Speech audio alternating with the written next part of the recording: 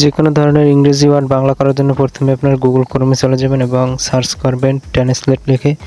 আমি স্ক্রিনে দিয়ে দিচ্ছি, বানানটা সঠিকভাবে দেখে নেবেন এবং সার্চ করবেন। সরাসরি আপনারা এই ওয়েবসাইটে চলে আসবেন।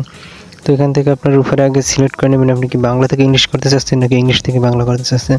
তো আমি ইংলিশ থেকে বাংলা দেখাবো, সেই জন্য এখানে বাংলা দিয়ে দিলাম। এখন কিন্তু এখানে আপনি যা লাগবে ইংলিশে সেটাই ওখানে বাংলায় নিচে শো করবে। তো ধরুন আপনাকে সাপোজ কেউ একটা SMS দিল অনেক বড়, আপনি ইংলিশে দিল, আপনি ইংলিশটা সঠিকভাবে পড়তে পারছেন না। তো কী করবেন, আপনি ওই মেসেজটায় চলে যাবেন এবং ওটি কপি করে নিয়ে আসবেন। তো আমি সাপোজ দেখানোর জন্য আমি এখান থেকে একটি SMS কপি করলাম কার্নিভালের। তো আমি আবার যদি চলে যাই আমার গুগল ট্রান্সলেটে, এখানে গিয়ে আমি উপরে পেস্ট করে দেব। তো পেস্ট করার পর নিচেই দেখুন কিন্তু বাংলায় চলে আসছে। এখন এখান থেকে আপনি সুন্দরভাবে পড়তে পারবেন এবং আপনি চাইলে আবার বাংলা থেকে ইংলিশ করতে পারবেন। তো কী করবেন, নিচে এখানে কপিতে ক্লিক করবেন এবং উপর থেকে ক্রস করে এবার এখানে আপনি উপরের ইংলিশটাকে আবার বাংলা থেকে ইংলিশ সিলেক্ট করে তারপর পেস্ট করে দেবেন। এখন দেখুন বাংলা থেকে ইংলিশটা কিন্তু নিচে চলে আসছে।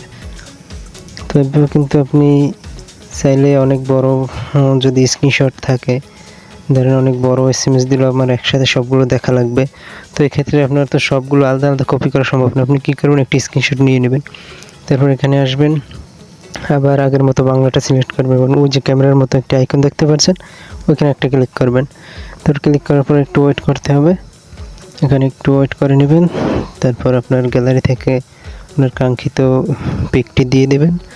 দেওয়ার পরে কিন্তু সাথে সাথে দেখতে পাচ্ছেন বাংলা হয়ে গেল। এভাবে স্ক্রিনশট দিয়েও আপনারা দেখতে পারেন চাইলে। এখানে কিন্তু আপনি জুম করেও দেখতে পারবেন। তো আপনার এভাবে দেখতে পারবেন। এখন যদি আপনি চান যে আপনার সামনে বই আছে, ইংলিশ বই পড়তে আছেন, কী করবেন, আপনার সরাসরি ওখান থেকেই ক্লিক করবেন এবং ওপেন ক্যামেরায় এখানে একটি ক্লিক করে দেবেন। ক্লিক করার পর সামনে কিন্তু সরাসরি আপনার ফোনের যে ব্যাক ক্যামেরাটা ওটি অন হয়ে যাবে।